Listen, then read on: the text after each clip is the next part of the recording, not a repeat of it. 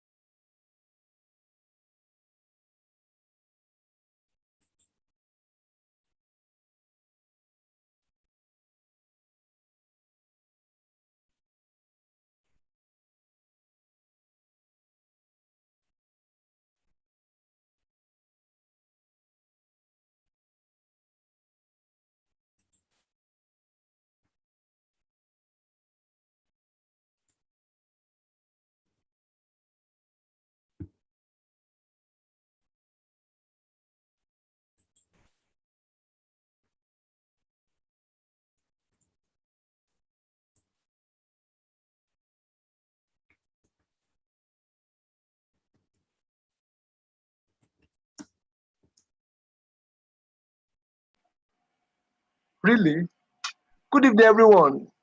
Thank you for joining us tonight. My name is Anongbe Beniza, the host of 45 Minutes with my HR. On behalf of myself and our team, I want to thank you for joining this call tonight, and we hope that within the next 45 minutes of your joining us tonight, you are going to have a mind-blowing engagement uh, regarding the topic of discussion tonight, insights uh, from job advance. Now, and the idea of 45 minutes with my HR is actually a public event where we usually educate job seeker, people who are currently on the job who need HR advice. So on bi-monthly basis, we do come up with different topics on how to help workers, employees, and job seekers to know how to navigate their employment life or how to join employment establishment. So tonight, we want to welcome you once again. Please kindly note that we are currently live on YouTube. At the same time, this event is recorded. And as our speaker takes over after the proper introduction, we want you to please type in your questions so that immediately you finish the presentation and discussion, we'll be able to take the questions without wasting of our time. Once again, thank you. And I want to hand over to uh, Ms. Happiness now for the welcoming and introduction of the guest speaker. Thank you. Happiness, over to you, please. Okay. Thank you, Mr. Ebenezer, for the brief introduction. Good evening, everyone. My name is Odi Happiness, and I'll be your moderator for tonight. And I'll just advise that you take your time, relax, sit back, and listen and pay attention. Then, of course, after the guest speaker has done his presentation, you can always come up with your questions to clarify any of your concerns. And I'm sure we'll be very excited to want to give answers to your question. I'll just briefly read the profile of our guest speaker tonight. He's no other person than Mr. Oluyemi Adeosun. Mr. Oluyemi Adeosun is a top-performing, accomplished and skilled human resource executive and researcher with over 15 plus years of experience across high-profile industries, including power, oil and gas, telecommunications, broadcasting, real estate, advertising, academia, consulting, and volunteer work. He offers professional expertise and a diverse range of skills within organizational strategy development, business partnership, change management, employee relationship management, and administrative expert HR role. He is a member of Chartered Institute of Personnel Management, MCIPM, Senior Professional Human Resources International, that's SPHRI. He's also a member of Global Practitioner Human Resources, that's GPHR. He's also a PhD candidate of Economics Department, University of Lagos, which is currently ongoing. He also has MBA from Obafemi Awolowo University at Ile-Ife. He also has MSc Economics, University of Lagos, BSc in Economics, University of Ilorin, Nigeria. Currently, he's the head employee relations at Ikeja Electric, and previously he has occupied the role of head human resources and administration at Career Plus Limited, people manager at Russell Smith Integrated Oil Services, head human resources technology distributions limited. Also, he has occupied the head shared services at Fieldco Limited, head human resources at Emotion Advertising. Also, he has prior experience in consulting and HR experience at Globacom, a major telecommunication firm. He's also a member of Toastmasters International and have attained the highest award of Distinguished Toastmasters, that's DTM. Also, Division F Director between the year 2020 and 2021. Once again, let's make welcome our prestigious speaker for tonight. You're welcome, sir. Thank you so much. And good evening. I don't know if it is okay for me to proceed immediately. Yes, sir. All right. I'd like to thank Ebenezer Anagun and his entire team. It takes a team to make a dream. You know, if you want to go far, go alone. If you want to go far, go with other people, quality people. Thank you to everybody who has taken time out to join this call today. I guess we've had a long day. So we are both in the same category. We are both tired, but determined to extract value, to exchange value, and to gain value. And I'll be speaking briefly around gaining insights from job adverts. Let me start by my story, my own personal story. Many years ago, very many years ago, during my NYSC, I was serving in Taraba then. And because of the proximity of Taraba to Lagos and Abuja, we typically get Tuesday Guardian on Wednesday or Thursday. We also get Thursday Guardian maybe on Friday or Saturday. for some of us who may not appreciate what I'm talking about, back then, internet was not readily available like this, especially in Taraba State. So our major job board, our major job portal was Tuesday and Thursday Guardian. So you will see graduates, people looking for job, either they contribute to buy the paper or they go to the newspaper stand, drop some money with the vendor so that they can quickly scan through the corresponding Tuesday or Thursday Guardian.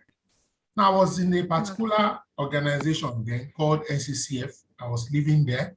I was also an executive there. So as an investment to support the youth corpers, we used to buy Tuesday and Thursday Guardian. I was not scrolling through, we exchange it, we rotate it among the corpers till everybody have had some access to it. So just before I go straight to the next side of the story, let me just take one or two steps backward. I read economics and I came out with second class lower. Back to the main story. As I opened the job vacancy, I just saw Mobile, the popular Mobile, the multinational Mobile, the oil and gas giant Mobile.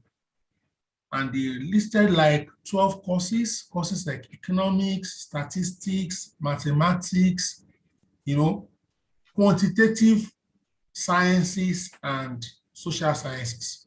So I was excited. My course of study featured prominently. Then the first bullet point, 2-1 or first class may apply. My heart sank that, wow, I cannot even apply, talk less of being considered at Mobile at that particular year. Just as I was about to flip the page of the newspaper to other adverts that, in quotes, were open to maybe second class lower, which I got, or were not specific or choosy with respect to the class of degree, I just had a nudge to read the entire advert, which I did. The next bullet point hit me like a thunderbolt. I just saw 2-2 with a master's can apply. I said, wow. So even though I can't undo my 2-2, I can upgrade if I pursue a master's program as soon as possible. Of course, I read all the other requirements. This story dovetails nicely into the topic of today. When you look at job vacancies, you know what is possible. You know what is obtainable. You are able to identify the gap in your skill set, in your competencies. You are able to marshal a roadmap, to devise a strategy to bridge the gap. Right there in Taraba, I recall the first master's form program I picked was from Federal University in Adamawa. Even though I got the admission letter came to meet me at home on merit. I didn't go because my parents were of the opinion that if I go back from Taraba to Adamawa, I may settle in the north because I'm free-spirited.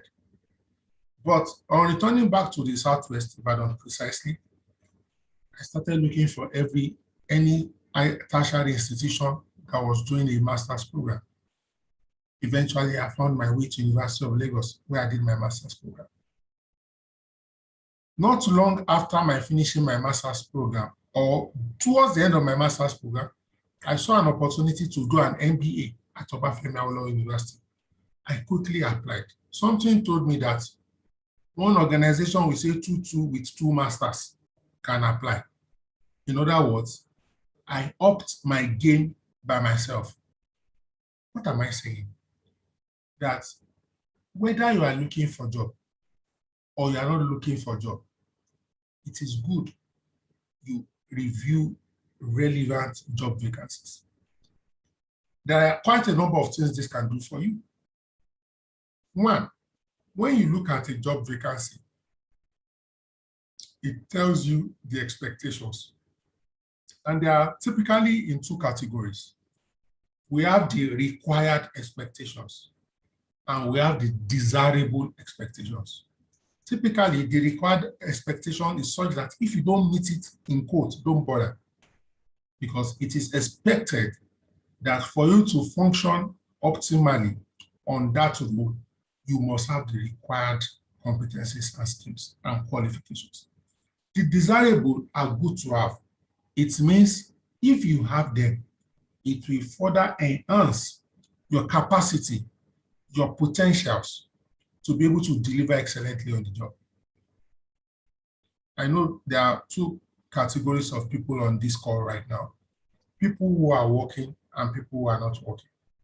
Even though in each categories, there are subcategories. For example, the people who are working, there are people who are working and are happy with their job, and there are people who are working, they are just managing the job. Either they want a change in organization or a change in job role or designation, as the case may be. But let me speak to the person who is happy with his job, does not want to change his job. Typically, who are the people who look at job vacancies? It is people looking for a job. Why? They say they are on the lookout. Other people will say, oh, Mr. ABC, Madam XYZ is on the lookout, but I want to bust your bubble. Even if you are 100% satisfied with your current job role, with your organization, with your compensation, with the benefits that accrue to your job, you should be on the lookout. Let me say that one more time. Irrespective of your level of contentment, engagement, satisfaction in your current role organization, you should be on the lookout. Ask me, what should you be on the lookout for? You should not necessarily be on the lookout for another job.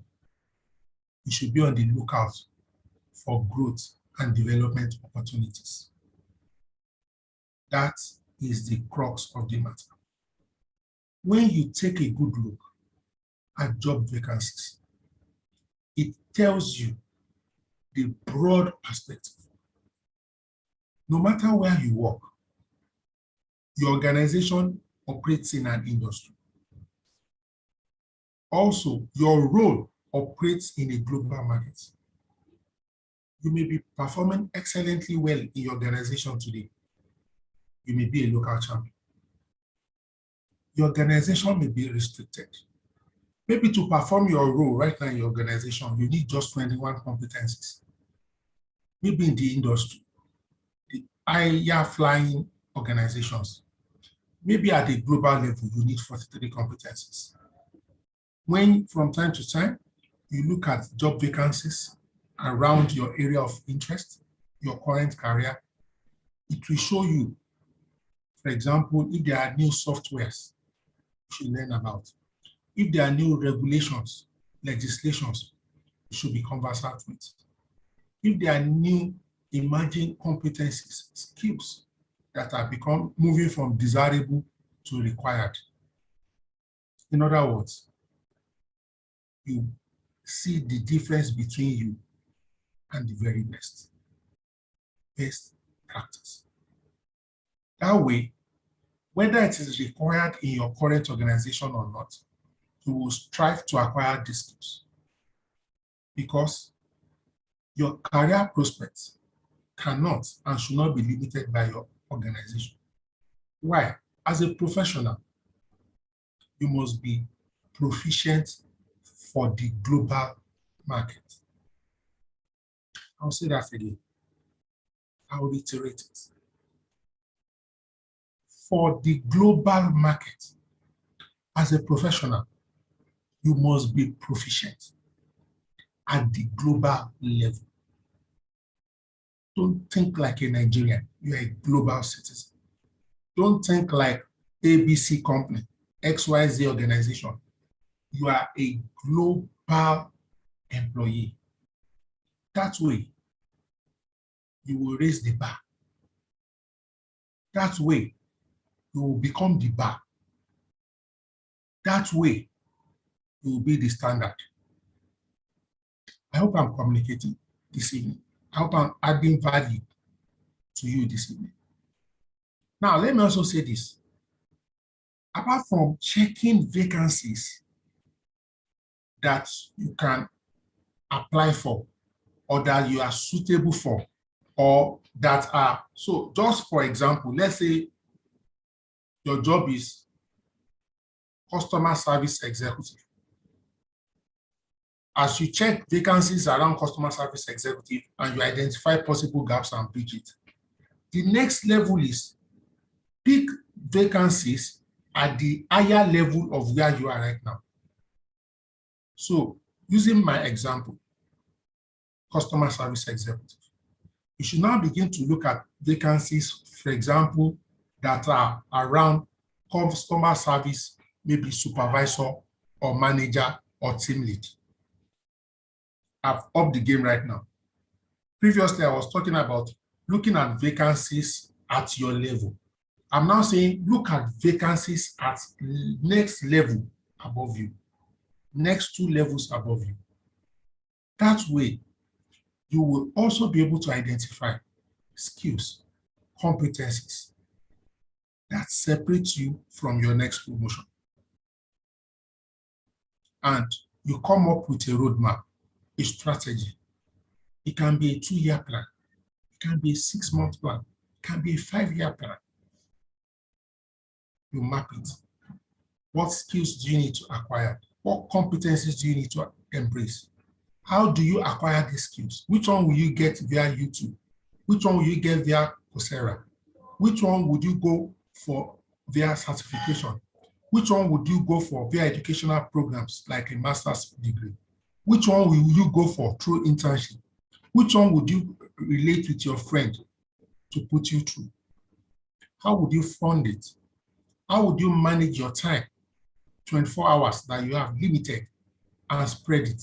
These are the things that determine, is it a 3-month plan? Is it a 6-month plan? Is it a 2-year plan? I'll give you an example. Maybe you know right now that in the next 1 to 3 years, you will relocate abroad. You have that strong urge. This is the time to start looking for vacancies abroad. Not when you get your Canadian citizen. Do you know why? If you are checking the Canadian job market right now, it will quickly reorientate you as to what do they value in the Canadian job market. For example, you may see that they value certain certifications. Nothing stops you from acquiring it now. I have a friend in Canada. A few years before, he and his family chose to relocate to Canada. He noticed that Canada, even though they speak English, they also had French region. He enrolled with Alliance Française, enrolled via various free French classes app. He and his wife, they began to aggressively pursue learning French as a second option. Why? They realized that if they move to Canada or some certain part of Europe, that if they are bilingual, English and French, it will aid them. I'm still talking about looking at job vacancies. They didn't just arrive at this decision. It's because when they were going through, scanning through some job vacancies in Canada. So maybe if they scan through, say, I'm just making this up and I don't have the exact figure, so this is hypothetical. If they scan through maybe 20 job vacancies in Canada, maybe 4 or 5 will have something like French is an added advantage. They made up their mind as they were pursuing their documentation that we will enter Canada with the added advantage. What am I saying? That promotion you are dreaming of, that blue chip organization you are aiming, won't it be nice if you submit your CV to them with the added advantage? Let me share briefly a story of my friend, Ali Kaya. He's a very good friend of mine. You know, when they say there's a friend that has stuck closer than a brother, we're now family friends, actually. He read mathematics at the prestigious Lagoon Front University of Lagos. Back then, when he was in 100, 200 level, he had this concern typically when people say, what did you study, and you mention mathematics, the next thing they put to you is, do you want to be a teacher? While it is great, fantastic, novel to be a teacher. In fact, perhaps that's about the best profession in the world. While my career did not want to become a teacher. That wasn't his calling. He wanted to work in the industry. What did Wale do? He began to go to the library, University of Lagos Library. They typically bought all the major dailies every day. So it was free and accessible to students. So we'll go through all the vacancies and try to see the kind of opportunities a mathematician can aspire to attain in the industry. As he kept reviewing these vacancies, Wale started seeing something like database administrator, database management. So quickly, in a short while, he was able to link that, okay, there's a strong correlation between mathematics and database.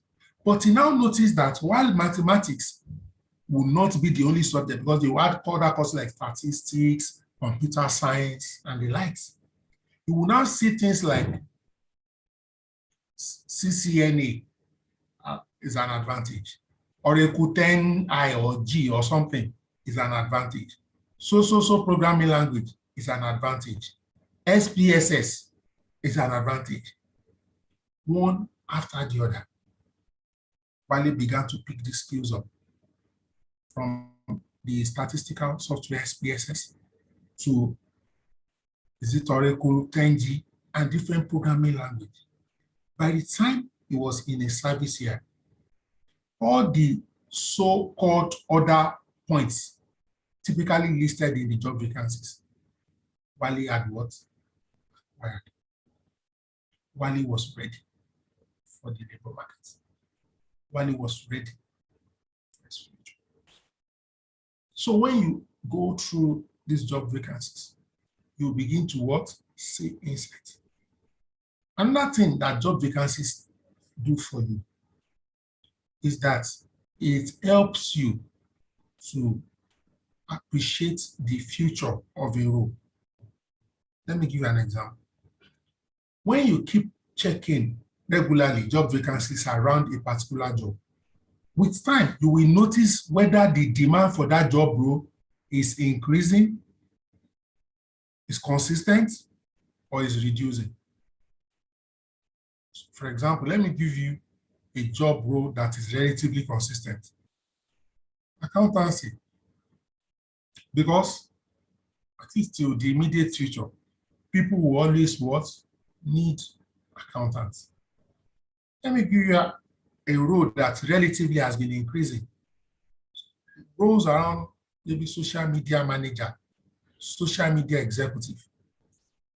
Because more and more organizations are tending towards online, activating the online potentials of their organization. Suddenly they are needing social media executive. However, some other roles over the last 2, 3, 4, 5 years, the need for it is reducing.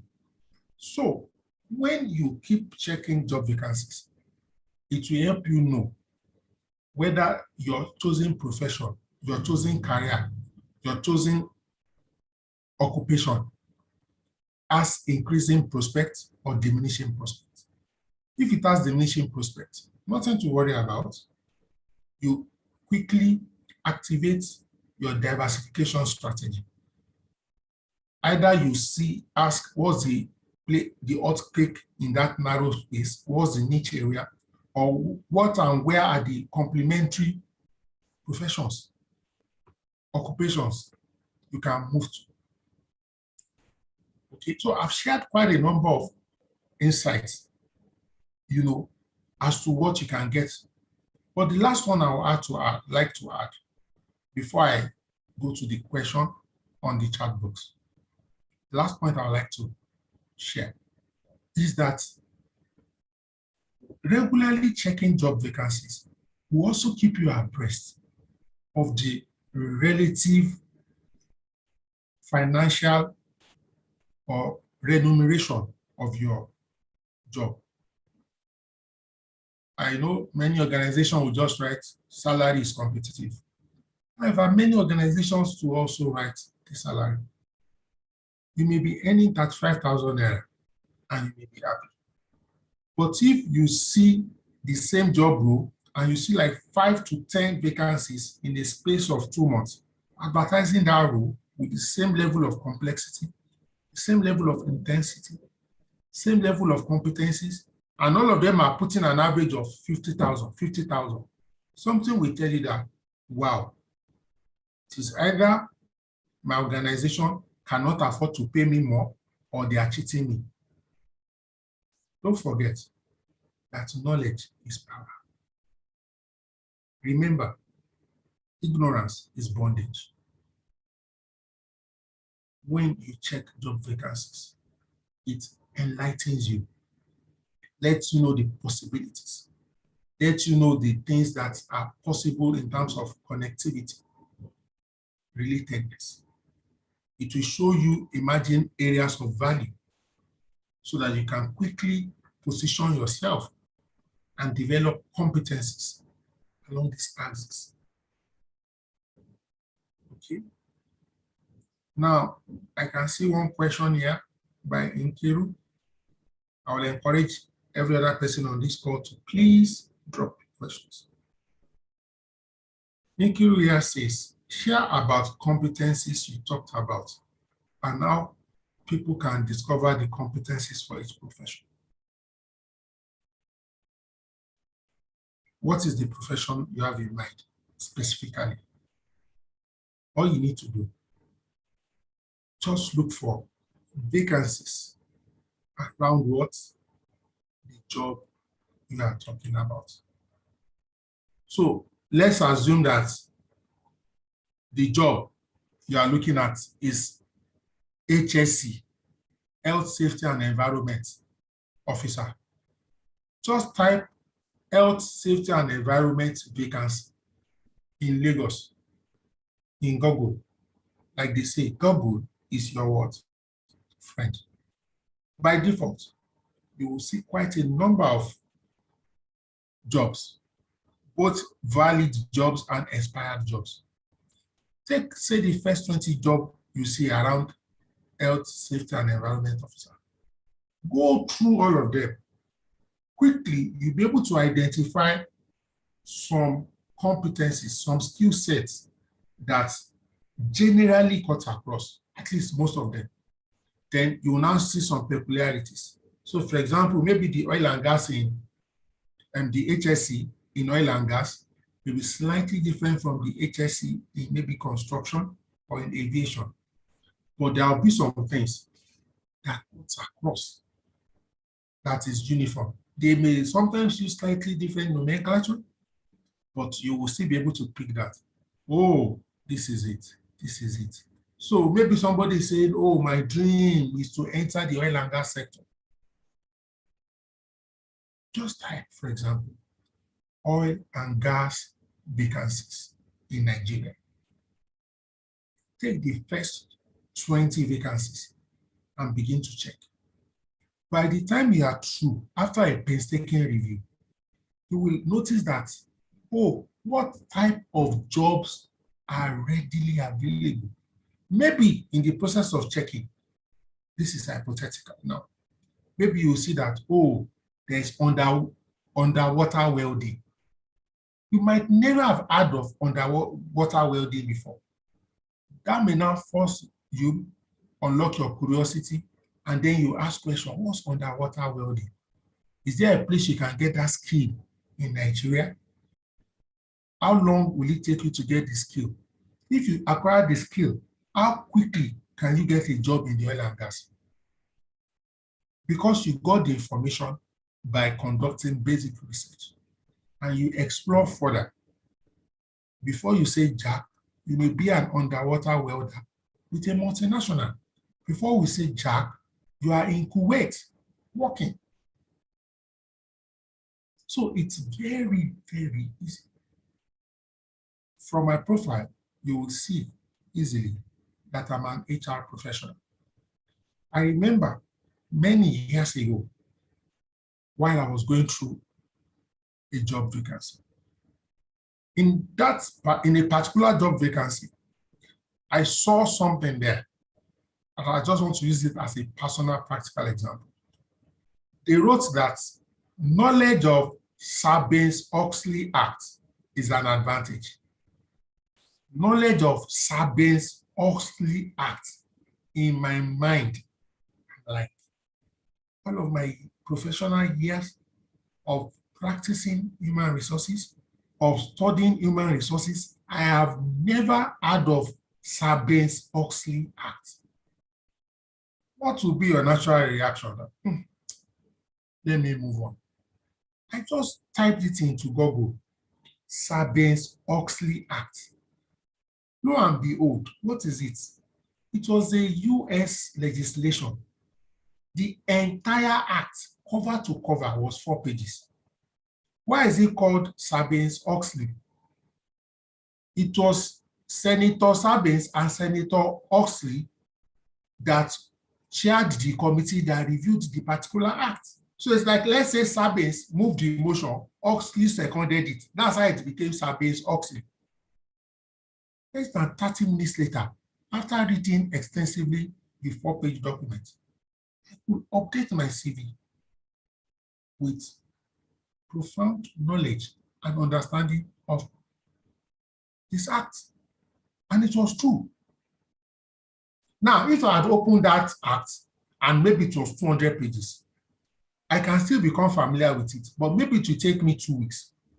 But I was shocked. It was just a 4-page document, 4 pages written in English. And they put it now. This Sarbanes-Oxley Act says something like this, that if you are a US-owned company and you are working in foreign countries, that there are certain ways you must treat your employees. So which means if you are a Nigerian HR professional, for example, that want to work with certain multinationals, but that originate in US, not only must you be familiar with some Nigerian labor laws, you must be familiar with the US labor laws, because maybe somebody working with them in Nigeria can go and sue them in California and get victory. So if you claim, oh, you know HR, but you don't know these limitations and the statutes of this Sarbanes-Oxley, then you will be a bad HR, not because you are bad, but because you are ignorant. So once you identify the gap, that's just the first step. How do you quickly breach it? Is it YouTube? Is it all this Coursera, LinkedIn, learning? Do you have to pay? Do you have to reach out to a friend who is already working on it? So still in this spirit of checking vacancies, I can extend this conversation a little and say, you can also check the LinkedIn profile of people occupying the office.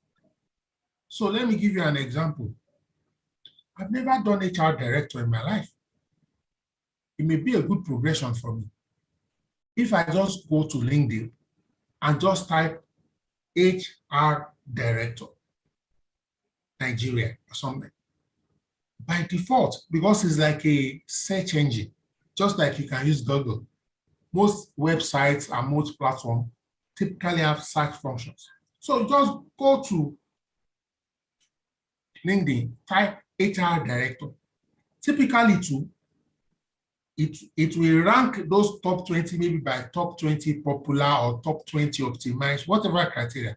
If I take the pain and study the CV of 20 HR directors, my eyes will open. I will see some trends. I will see some peculiarities. I will know whether my educational qualification is robust enough. I will know whether local certification is enough, or I need foreign, or the two. I will know if I need to learn a foreign language. I will know if I need to belong to certain associations. Are we together? If you don't take this step, this extra mile, things can just be passing you by. You will just be complaining. murmuring, grumbling. I see my CV. They don't get back to me. Everything in Nigeria is by connection. They just advertise the vacancy. They already know the people they want to take, rather than looking inward to say, is my CV what is sought? Is my profile robust? Is my LinkedIn page robust enough? Don't get me wrong. I'm not saying you should fake it. I'm not saying if you don't have something, you should state that you have it. But I'm saying quickly position yourself via tracking adverts, via tracking LinkedIn profiles of people in your career trajectory, so that you can see the skills they have, so that you can see the kind of exposures they have, so that you can see the kind of trainings they do. So when you are following some of these people on LinkedIn and you see them read a book, you read the book too. You see them recommend, maybe they are all following a particular opinion leader. You follow that opinion leader too. And much more importantly, you read articles and you comment. I hope I've been able to add some value. At this juncture, I'll technically say our 35 minutes is up and hand over to the moderator. I'm still open and available to respond to questions around this subject area or any other subject matter of interest as allowed by the moderator. Thank you so much, Happiness, for bringing me on board. Thank you.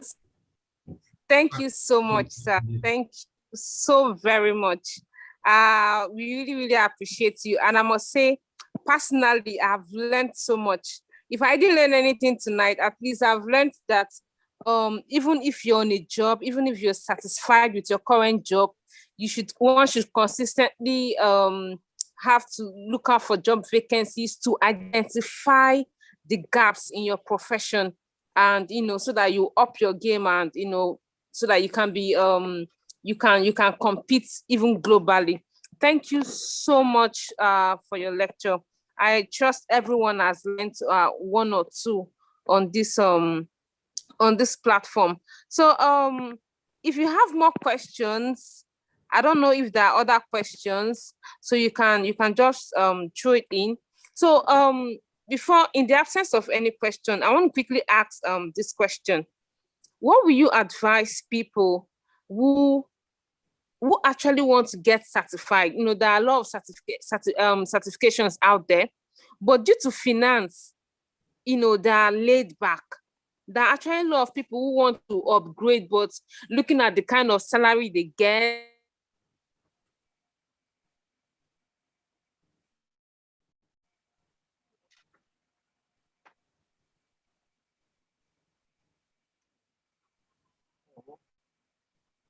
Happiness, are you there? Happiness, are you there? Okay, Mr. Oluyemi, I think she was trying to just ask about people who have interest in probably local or foreign certification, but they are being laid back due to finance. Whether you have any one or two advice to give. Okay. Over to you, sir. So, growing up, one of the things I used to do was to read a lot. And in one of the many books I read while I was in the university, I saw a quote by Benjamin Franklin that changed my life and my perspective. And in that particular quote, Benjamin Franklin said, "I have never seen anybody held back by an empty pocket, but I've seen people held back by an empty mind." That if you empty your pocket to full your mind, you will never be held back. I am here to see anybody that wanted to get education, that money stopped him. Otherwise, there won't be something called scholarship.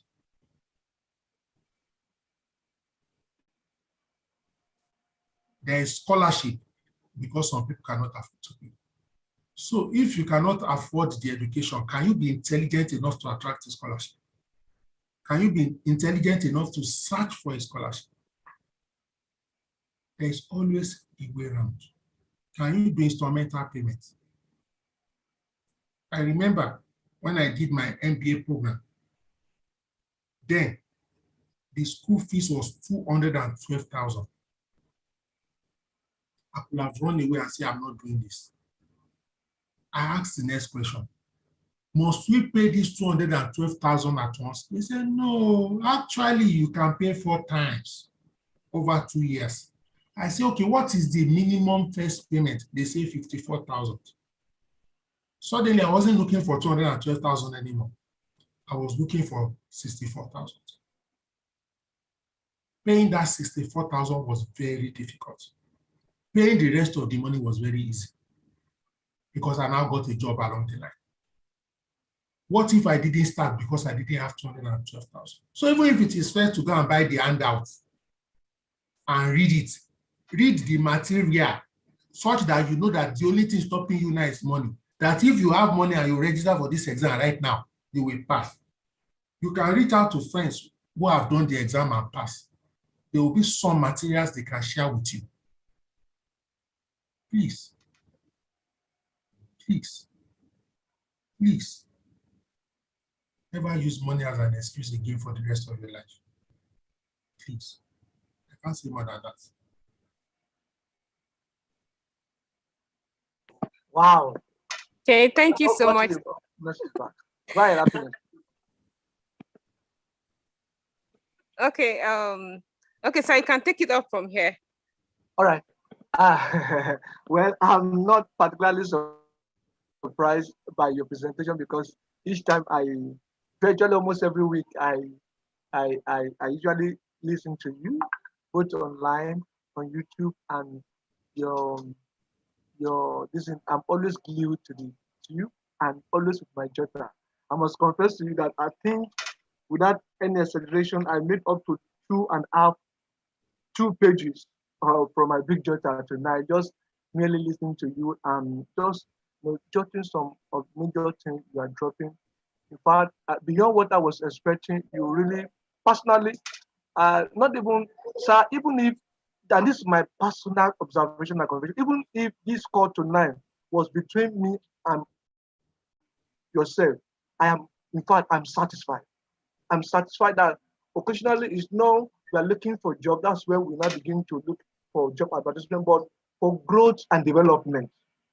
While we're on a job, even if you are satisfied, the pay is all right and everything, but for career advancement, for growth and development, you could look out for it, or probably look at even the example you gave that if you want to, relocate, that if you have planned to relocate to abroad or anywhere within a year or 2, that is time for you to be reading job advertisement from the country you are about to travel to. To me, that makes huge all of sense. So I want to thank you particularly for being on the call tonight. And sincerely speaking, you made our day. And we thank you for what you do. We thank you for the sacrifice. We thank you for how you put it this way. In fact, the way you were dishing in that very simple and very direct. Thank you so much, sir. Please, can you please share with us how uh, people who are on the call tonight can follow you online? Probably they want to reach you on LinkedIn or WhatsApp, or probably the Covenant Nation program we normally attend every Friday. How to be part of it and the rest. My Twitter account is at Toles Niger, and I'm sending it to the chat group. I'm also dropping my phone number, WhatsApp. I've dropped it on the chat group too. I'm dropping my email address too. I prefer WhatsApp. I don't like being called. 80% of the time when people call me, I'm in meetings. And sometimes, depending on where I am, for example, in the last 45 minutes, anybody who was calling me will probably be taking me off this Zoom call. And I had to end 2-3 calls. But if you WhatsApp me, I can respond to you at least within 24 hours. You know. So I belong to 1 or 2 mutual platforms with Ebenezer. So when I have it doesn't have to be me speaking. Any opportunity that is, especially the ones that is free, I will share the link within, and I'm sure he also is generous like me. He will broadcast within his space. I don't know if he has any dedicated WhatsApp group for people who have been participating in this 5 minutes with my HR. In case he has a dedicated WhatsApp group, it's free to also add me if there's still space there, you know. So we'll all keep in touch. I also typically share my thoughts from time to time on my Twitter handle, which is Tallest Niger. So for example, I'm going to ask Ebenezer to share the 2-page note he has taken with me. I will go through it and then come up with some extra there, and also tweet it for people who, for example, may not be on this call tonight, who follow me on Twitter. So please take it as a request from me to you.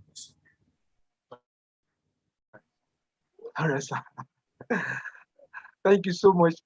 For those who are actually joining us for the first time, or for those who may not know, please permit me to embarrass you a little bit. Mr. Oluyemi Adeosun is my HR mentor. I follow him seriously. He doesn't know how I follow him seriously. I must confess to you that assuming we have more than this 45 minutes, you will really, really, really enjoy. He's never tired. He's never tired. I think he's passionate about HR. And I believe God, probably the example you give that, for instance, that you can go on LinkedIn and, check HR director. Very soon, there's a role that will come calling HR director of a multinational firm. This will pray for you. Thank you so much once again, sir. We really, really appreciate you. And we do not take you for granted, sir. Thank you so much. Can you please unmute yourself and just give a word of appreciation to our speaker tonight for doing a huge, justice to this conversation tonight? Can you please unmute yourself? Thank you so much, sir. Thank you. Thank you too. Thank you and well done. We Thank appreciate knowledge sharing session. Thank you. Thank you. Thank you. Thank you, And sir. God bless Thank you, more so much. grace. We appreciate, sir. Thank you. It was very insightful. Thank you. So thank you so much, sir. Thank you so much, sir. We'll talk behind the scene. Thank you so much once again, boss. You're welcome. All right. Thank you, sir. Bye-bye. All right. Bye. Thank you. Thank you, Mr. Ebenezer. Thank you, Nkiru. God bless you all. Appreciate it. Thank you so much, sir.